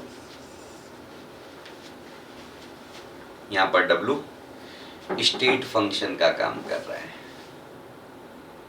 Okay, क्या कह रहा हूं? W किसका काम कर रहा है?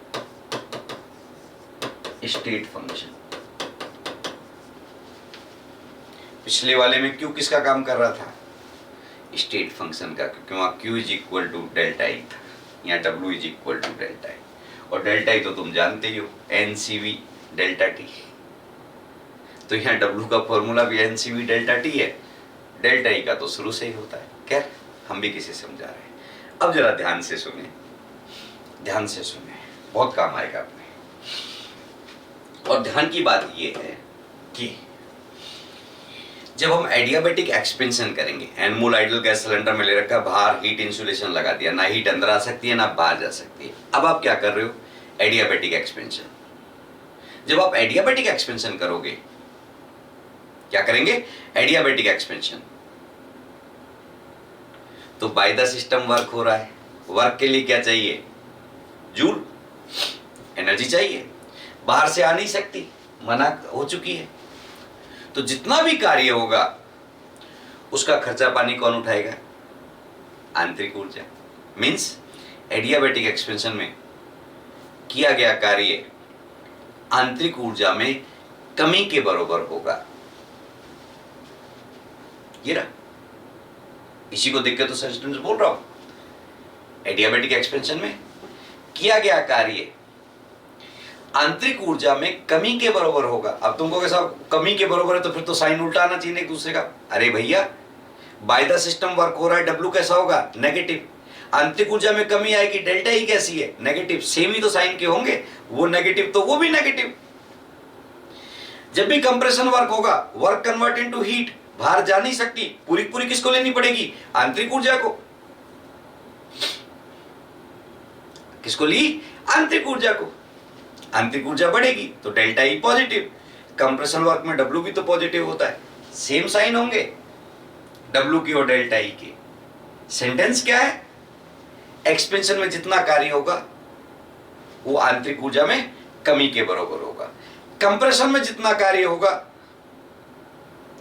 वो आंतरिक ऊर्जा में बढ़ोतरी के बराबर होगा। तो जितना वर्क होगा वो कन्वर्ट इनटू हीट, और हीट को किसको एब्जॉर्ब करना पड़ेगा? आंतरिक ऊर्जा को, क्योंकि बाहर नहीं जा सकती। पैटर्न समझ आए? Layout clear? अब देखो इसको मैं दूसरे तरीके से लिखवाऊंगा बेटे। जब एक्सपेंशन होता है एडियाबैटिक तो आंतरिक ऊर्जा में कमी होती है, और आंतरिक ऊर्जा में कमी होगी तो भैया आइडल गैस का ताप तो गिरेगा। In adiabatic expansion temperature decrease, whereas in adiabatic compression internal energy increase, so temperature increase। रुद्धोष्म प्रसार में गैस का ताप गिरता है, जबकि रुद्धोष्म संपीड़न में गैस का ताप बढ़ता है। डन? अप्रोच किस तरह से सोचते हैं? आइए तो पहले इस सेंटेंस की बात करें। क्या कहा? इन adiabatic expansion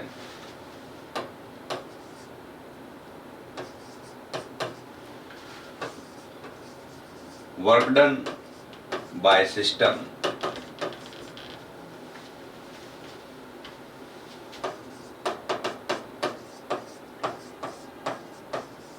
will be equals to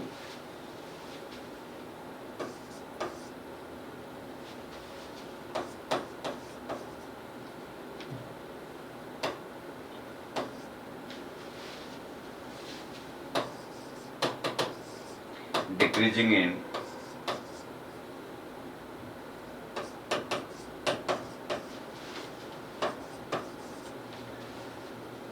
internal energy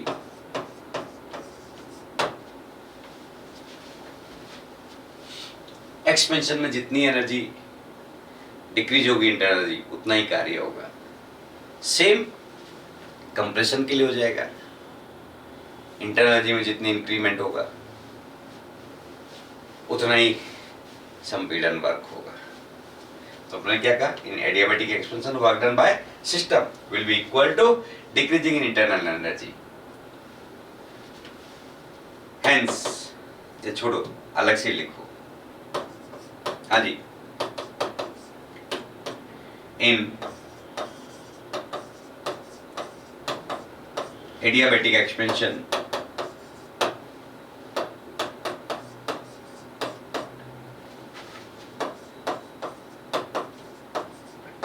temperature decreased,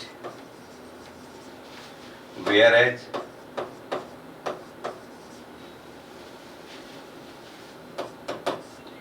in adiabatic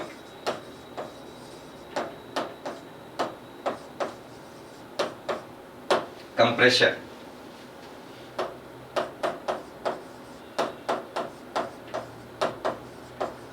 temperature of system बोले या गैस बोले, इंक्रीज्ड। क्लियर है? एक में डिक्रीज होगा तो दूसरे में क्या होगा? इंक्रीज। एक्सपेंशन में ताप गिरता है जबकि कंप्रेशन में ताप बढ़ता है। डन रहेगा? कोई डाउट यहां तक? नहीं। अब देखो आखिरी लाइन है इसकी, काम की चीज है, आप हमेशा दिमाग में रखेंगे इसको। एडियाबैटिक एक्सपेंशन में बाउंड्री पर कोई हीट एक्सचेंज नहीं होती और सराउंडिंग में कार्य, ध्यान से सुने, सराउंडिंग में कार्य तभी होगा जब बाउंड्री पर हीट एक्सचेंज होगी, वरना सराउंडिंग में कार्य नहीं होता है। तो एडियाबैटिक प्रोसेस में सराउंडिंग में वर्क नहीं होता है, वर्क बाउंड्री पे होता है, आपने पढ़ा है। इधर सिस्टम की हिस्सा हो गया बाउंड्री को साइड, सराउंडिंग का हिस्सा हो गया। जब हीट एक्सचेंज होती है तो ही सराउंडिंग में वर्क होगा। सिस्टम में तो वर्क हो जाता है, प्रेशर वॉल्यूम वर्क हो जाएगा एक्सपेंशन कंप्रेशन में, चाहे हीट एक्सचेंज हो या ना हो, लेकिन सराउंडिंग में वर्क का सिर्फ एक ही रास्ता है, बाउंड्री पर क्या होनी चाहिए, हीट एक्सचेंज, ध्यान रखना।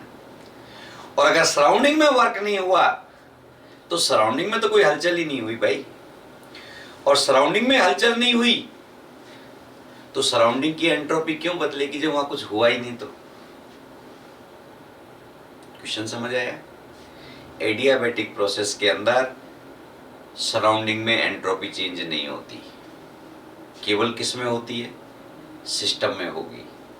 सराउंडिंग में एंट्रोपी चेंज नहीं होती है, काम आएगा अपने। आइसोथर्मल में सिस्टम में भी होती है, सराउंडिंग में भी होती है, रिवर्सिबल हो चाहे इरिवर्सिबल हो। एडियाबैटिक, आइसोकोरिक, सब जगह की कहानी। लेकिन किसमें, एडियाबैटिक प्रोसेस में सराउंडिंग की एंट्रोपी चेंज जीरो होती है। कोई कारण पूछे तो सराउंडिंग में वर्क नहीं होता है। क्यों नहीं होता है, क्योंकि बाउंड्री पर हीट एक्सचेंज नहीं होती। सेंटेंस क्लियर रहेगा। इसका मतलब एडियाबैटिक प्रोसेस में डीएस सराउंडिंग जीरो होता है। इंपॉर्टेंट लाइन है, काम आएगी। क्या लिख रहा हूं, in adiabatic process DS surrounding zero. Adiabatic process में डीएस सराउंडिंग होता है because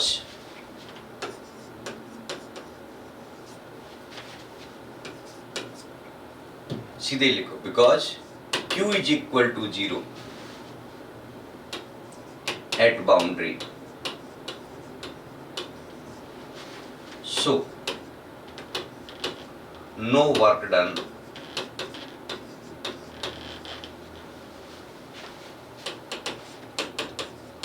in the surrounding.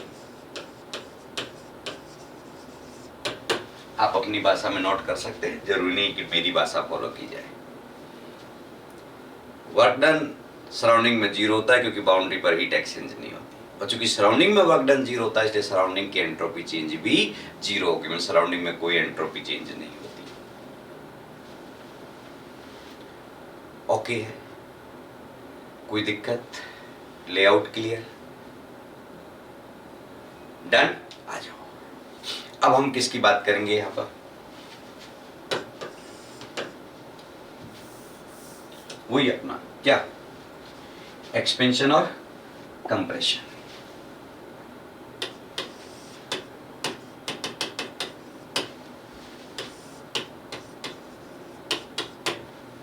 Adiabatic expansion, सबसे पहला काम क्या है, Q0। हाँ जी, एक्सपेंशन हुआ है delta V positive. Adiabatic expansion में टेम्परेचर गिरता है डेल्टा T नेगेटिव। हाँ जी, प्रेशर, वॉल्यूम बढ़ रहा है, प्रेशर घटेगा। ध्यान दें, प्रेशर वॉल्यूम वर्क, ये वाला डायग्राम दो ही जगह आता है अपने, या तो आइसोथर्मल में देखने को मिलेगा या एडियाबैटिक में देखने को मिलता है। आइसोबारिक में P के सामने सीधी लाइन आती है, आइसोकोरिक में V के सामने सीधी लाइन आती है। केवल दो ही प्रोसेस में पीवी डायग्राम में वेरिएशन इस तरह का आपको दिखाई देगा, एक आइसोथर्मल में और दूसरा एडियाबैटिक में। ओके है, लेआउट क्लियर। मैंने क्या बोला है, आइसोबारिक में यूं सीधी लाइन दिखती पी के सामने, आइसोकोरिक में वी के सामने सीधी लाइन दिखती है। पर मैं भी किसे समझा रहा हूं और क्यों समझा रहा हूं, आगे बढ़ो आप। तो अब तुम्हें पता है जो डेल्टा टी का साइन होगा वही डेल्टा ई का साइन होगा, वही डेल्टा एच का साइन होगा। किसी को कोई डाउट? और मैंने तो सुना है एक्सपेंशन में अगर W सोचना पड़े अब भी तो पढ़ाई छोड़ देनी चाहिए आप लोगों को। Bye the system work W के साइन में सोचना पड़े तो पढ़ना बेकार है, ऑफिशियली लिख सकते हो आप। डन है, एक्सपेंशन है by the system, W negative. वैसे भी पीछे देखो delta E is equal to W, जो डेल्टा ई का साइन होगा वही W का साइन होगा। कहाँ है डेल्टा ई? नेगेटिव, W भी नेगेटिव। फिर भी कॉमन सेंस, एक्सपेंशन है, सोचने की जरूरत नहीं है, W नेगेटिव ही होगा। चला जाए, आइए कौन बचा? 2 3 4 5 6 7, एक ही जमूरा बचा अपना, कौन? Delta S system. इंपॉर्टेंट लगा?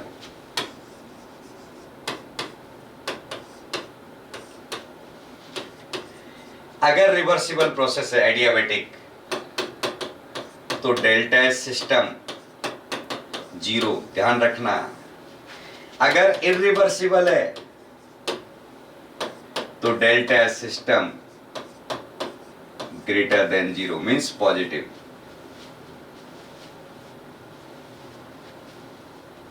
अब यहां तुम्हारे फॉर्मूला काम ना करे, कौन सो? ds is equal to D Q by T. D Q तो 0 है तो ds को तो 0 होना चाहिए था। तकदीर वाले हो, रिवर्सिबल में 0 मिल गई ds तुम्हें, लेकिन इरिवर्सिबल एडियाबेटिक पूछ लिया तो पॉजिटिव। याद आ गया कि मैंने क्या कहा था? 99% केस में तुम्हारा काम dq के साइन से हो जाएगा, क्योंकि dq बाई टी ds होता है, पर 100% नहीं, वो 1% का मामला इसने गिरा दिया। क्यों, कैसे, किंतु इंतजार करो, अभी दुनिया बहुत बाकी है आपकी। ओके है? लेआउट क्लियर, ध्यान रहेगा? आगे पढ़ेंगे डिटेल से, अगले वीडियोज में आएगा डिटेल से। अभी यहाँ पत्ते खोलने का कोई मतलब नहीं है, क्योंकि जब आए दाई कुछ भी नहीं पता तो उस चीज को यहाँ गाने से अभी कोई मतलब नहीं निकलेगा। ओके, उम्मीद करता हूँ कंप्रेशन के साइन खुद कर लोगे। कैसे करोगे?